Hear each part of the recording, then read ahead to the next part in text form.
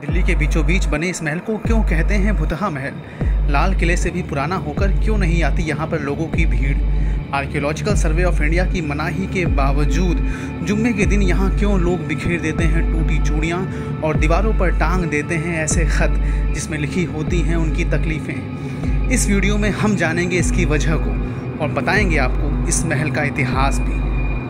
Light जो है या जिन्नात वगैरह जलने नहीं देते हैं। अच्छा, है ना, चिराग की रोशनी पसंद है या चिराग ही जलता है या बाहर पीछे पार्क है।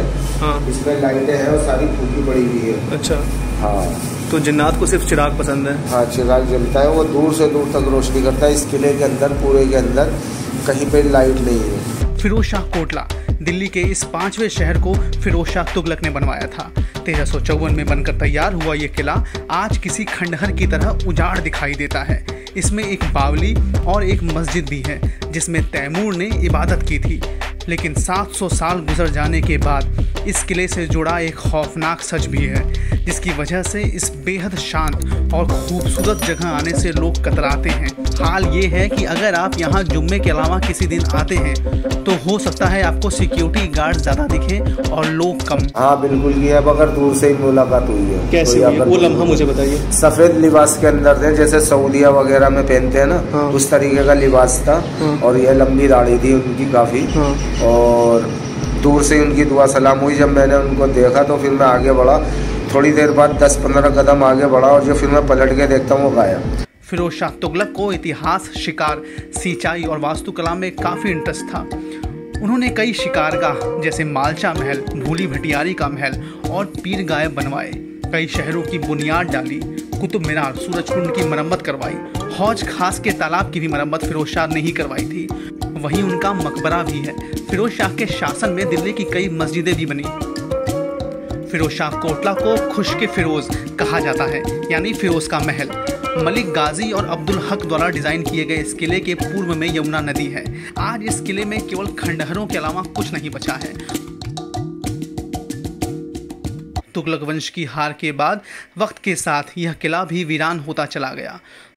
14वीं शताब्दी में फिरोज शाह तुगलक ने इस किले का निर्माण तब करवाया था जब पानी की कमी की वजह से उन्होंने अपनी राजधानी तुगलकाबाद से फिरोजाबाद में बनाने का फैसला किया था। यहाँ था यमुना का पानी और शांत इलाका। आज इस किले की दीवारें भी आपको दहशत से भर देती हैं। ये कोई 4-5 बजे के थे और आपने देखा तो आपके अंदर क्या सिरहन पैदा हुई? क्या देखा आपने? कुछ नहीं, ऐसा बस वो आए और देखा, मैंने उनसे बातचीत करी, दूर से दुआ सलाम हुई, फिर वो गायब। इस किले में खास तौर से 3 बिंदु हैं जिनके बारे में आपको ज़रूर जानना चाहिए। पहला है अशोक स्तंभ।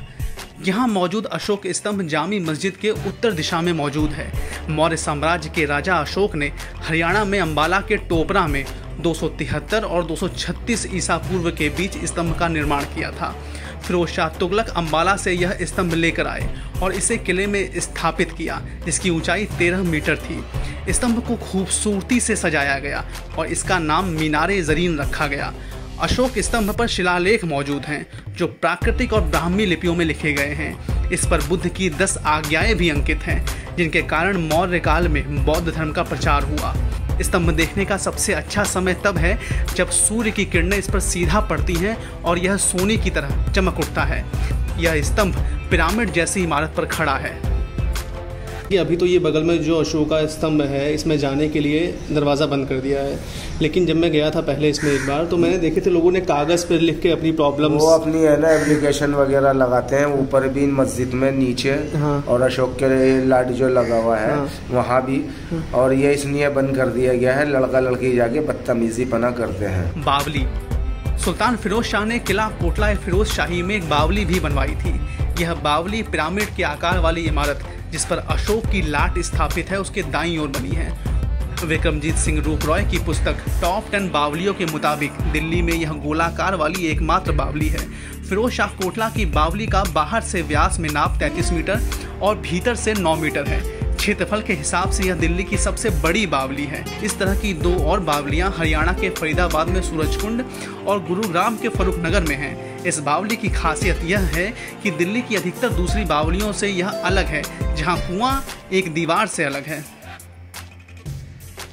यहाँ पर कुआं इस तरह से खोदा गया है कि उसने एक जलाशय का आकार ले लिया है। दिल्ली में इस तरह के अन्य उदाहरण निज़ामुद्दीन बावली और तुगलकाबाद किले की बावली है। हालांकि फिरोज शाह बावली की खूबसूरती के तो अब अवशेष ही दिखाई देते हैं। इस बावली के पानी को उस समय किले के अंदर बने तहखानों को ठंडा रखने के लिए काम में लाया जाता था। दिल्ली प्रवास के दौरान सुल्तान स्वयं गर्मी के दिनों में इस बावली के साथ बनाए गए कमरों और बरामदों का इस्तेमाल करते थे।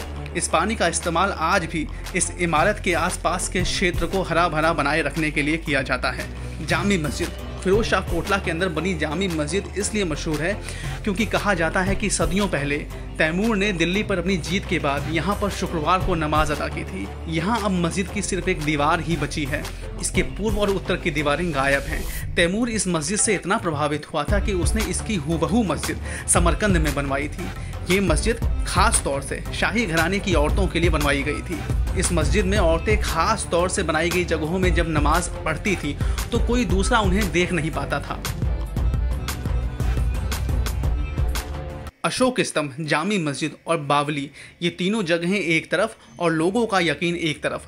लोग मानते हैं कि फिरोज शाह कोटला में जिन्न रहते हैं और उनसे जो भी मांगा जाए वह मिल ही जाता है। हर गुरुवार को यानी जुमे के दिन किले में बड़ी संख्या में लोग आते हैं। वे अगरबत्ती, दिए, दूध और कई तरह के अनाज भी लेकर आते हैं। हालांकि इस किले के संरक्षण की जिम्मेदारी निभा रहा आर्कियोलॉजिकल सर्वे ऑफ इंडिया इसे लोगों का अंधविश्वास मानता है और लोगों से इस तरह से इमारत को नुकसान न पहुँचाने की अपील भी करता है। उसका मानना है कि इस अंधविश्वास की वजह से कई सालों से इमारत को बहुत नुकसान पहुँच रहा है, लेकिन लोग अपने भरोसे पर अड़े हुए हैं। वे बीमारियों से, तकलीफ़ों से छुटकारा पाने के लिए आज भी यहाँ जिन्नात की इबादत करने बदस्तूर आते हैं। अगर इस वीडियो ने आपको थोड़ा भी प्रभावित किया है तो इसे शेयर करना मत भूलिएगा। दिल्ली के इस नगीने के बारे में लोगों को पता चलना ही चाहिए। मिलते हैं आपसे एक नए वीडियो में जल्द। अपना ध्यान रखिएगा। शुक्रिया।